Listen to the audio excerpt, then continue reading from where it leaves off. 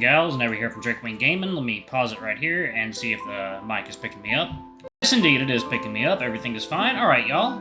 Welcome back to Winds of Change. Let's go ahead and jump back into it, shall we? Alarm chain, you are up, and let's go, girl. Okay. Dude, double-click to load. When I did come of age, however, I got to choose. Leave Valinor and pursue my own dreams, or be your scribe. I guess it's pretty obvious which one I chose, huh? So, while I was forced into the role, I chose to stick with it. Although, if this is any indication, we might have to leave Valinor. In that case, I get to be your scribe and travel the world.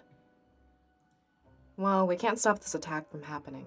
We can only take precautions and mitigate the damage. Your life is valuable, so we should move you elsewhere. And wherever you go, I'm bound to follow.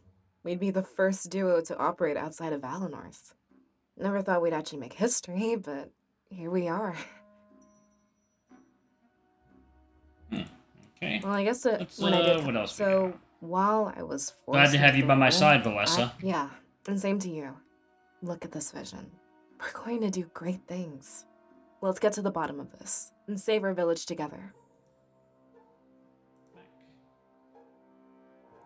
Alright, she's been fully spoken with. What else is there?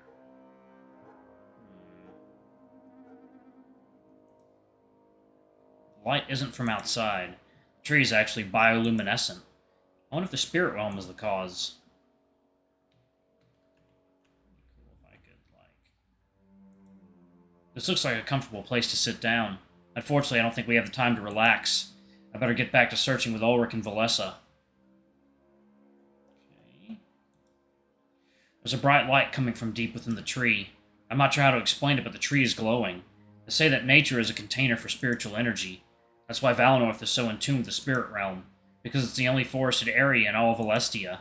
The rest of the world has been deforested and settled upon. The vines underneath the altar are huge. This tree must be thousands of years old. I wonder, then, if it predates the Triumvirate. There's a spot that looks weak. I move some vines aside and find a little alcove. Part of me hopes that survivors are hiding down here, but there are none. Just a pile of old, dusty books. At the moment, none of them seem relevant. What is that? Okay. Cursor on the screen. Conversation. These icons show how many books are in the area and how many you found. Okay. This icon, when applicable, takes you to the world map. This icon opens the save menu. Okay, cool. So, there's a book here. There's a book here. What? Yeah. It said there's books.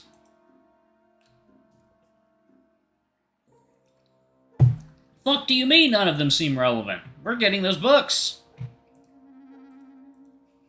I need a book. I have to have a book. Let's see. I walk over to the altar in the grand tree. There's a book sitting there. Its pages spread open. Well, fuck me, I guess. At first glance, it looks completely unimportant. But I flip a few pages and then I realize there's a small piece of paper hidden between a few pages. It was important enough to hide, so I quickly read the contents. Note. Recently, the Rebel Alliance has reached out to me. At first, I pushed them away, thinking them little more than a rogue group of bandits. But they said they knew the truth about my father. How could they know? In my situation, it was hard to resist temptation. I had to ask them exactly what they knew. The truth shocked me, and I have yet to tell anybody. I might take it to my grave. It's not the truth I expected, but it did shake me to my core. My father was in the middle of an important task. As his son, I felt that it was my duty to help finish it. I have no hatred for the Triumvirate. This is simply a matter of familial ties. Were anybody posed with such a situation, I doubt their actions would differ from mine. It doesn't seem too difficult either. They've given me a blade and tasked me with protecting it. In the next little while, they will send an envoy to pick it up. At that point, I am to send someone special with them. I must keep their name secret so nobody finds out. This envoy, however, will be coming any day. I can't wait to meet him. I've been told that he knew my father, and he would have all manner of stories to tell. Hold on. Yes. This is it. This is what we needed. I call over Ulrich and Valessa, showing them what I found. Ulrich seems tensed up and even a little anxious. So Milas was working with the rebellion. Apparently, he was sheltering Blade. Could that be why they attacked us? Doing all this for a blade? Let's be realistic, Valessa. It must have been very important. I'm assuming Milas took it with him. I don't see any blades lying around here.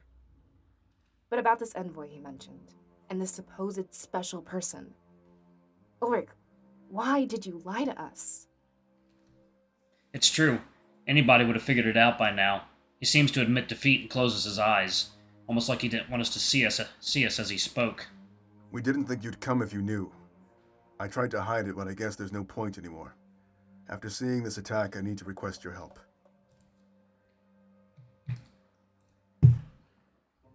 This is far from the first village they'll raise.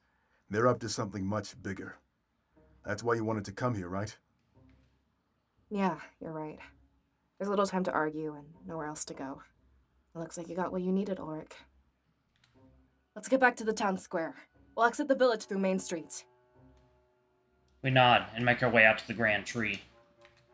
I smile softly, as this knowledge would be invaluable. We had probable cause of the attack and knew Milas' involvement. As soon as I wake up, I'd have everything I needed to help Valinor.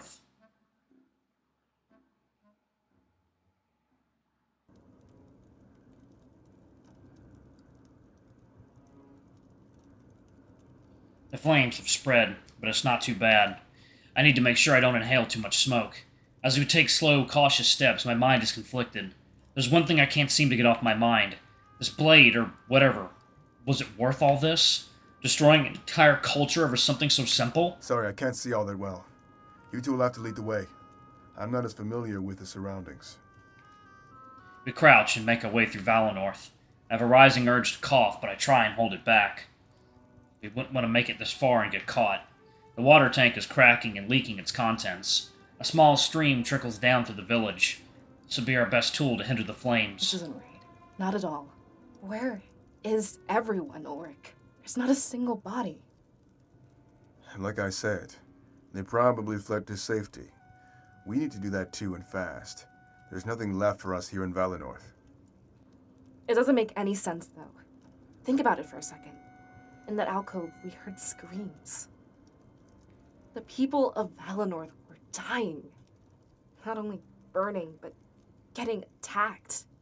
There should be bodies all over the place.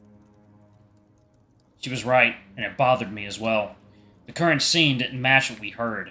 Was it possible for visions to warp this way? What are you suggesting, Valessa? Do you think they stole the bodies? If they did, there'd be blood. There's nothing, not even a trace. Doesn't make any sense, Ulrich. We have protocols for this kind of emergency. There should have been people in the Grand Tree, even if it was those too stubborn to shun tradition. Why is it so important, Valessa? You seem to think everybody disappeared. We should go to Peregrino. There must be survivors. I doubt we'll find answers in Valinor. We're on the right track, so let's not waste time. We can reach Peregrino in a couple of hours. 1 second, y'all. There we go. It made sense, and finally our goals aligned. Searching for information and getting to safety. Survivors could be our biggest source of information. Besides, I'm sure that Milas will be there. He can tell you everything, Valessa. I'm sure he knows what's going on. It's a good enough plan of action, and we nod to one another. But as we continue to move, everything changes. A laugh from atop the water tank. Almost maniacal. That's pretty maniacal sounding.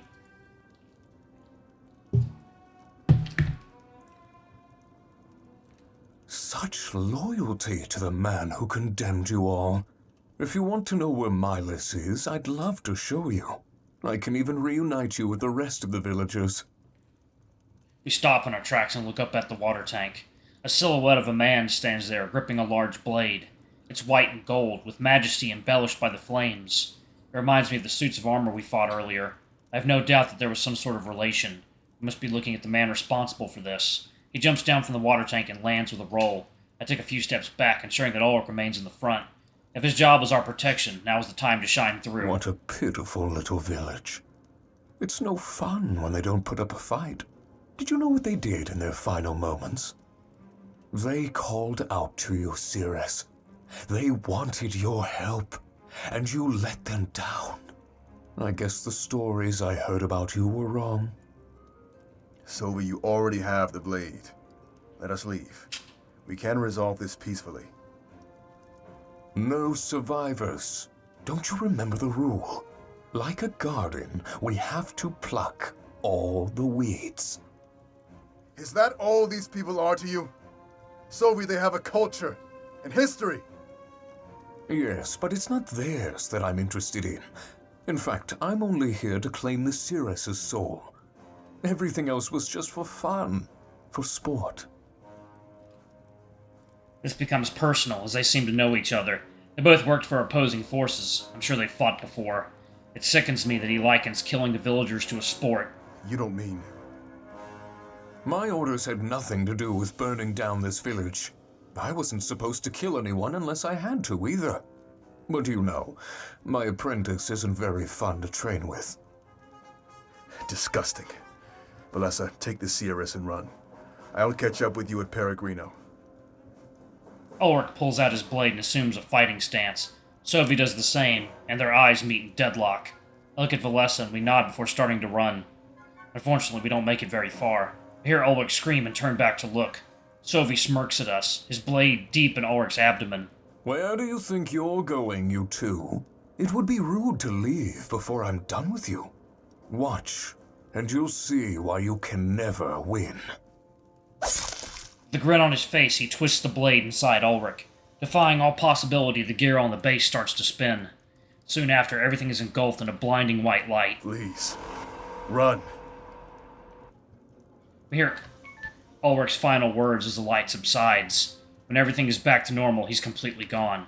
No blood, no body. Just Sovy standing there with pride. What? What did you do? I think the sword absorbed his fucking soul. Holy shit. That is not good. Yeah, alright. Alright, so Ulrich is, dead? Or alive inside of a sword? I don't know, one of those things. Alright, y'all, I'm gonna go ahead and pause it right there. Jesus, that's intense. Thank you all so much for watching. Don't forget to like, comment, subscribe, ring that notification bell, and check out our Patreon, YouTube memberships if you can. It always helps. Anyway, I love you all, and I'll see y'all in the next video. Bye-bye!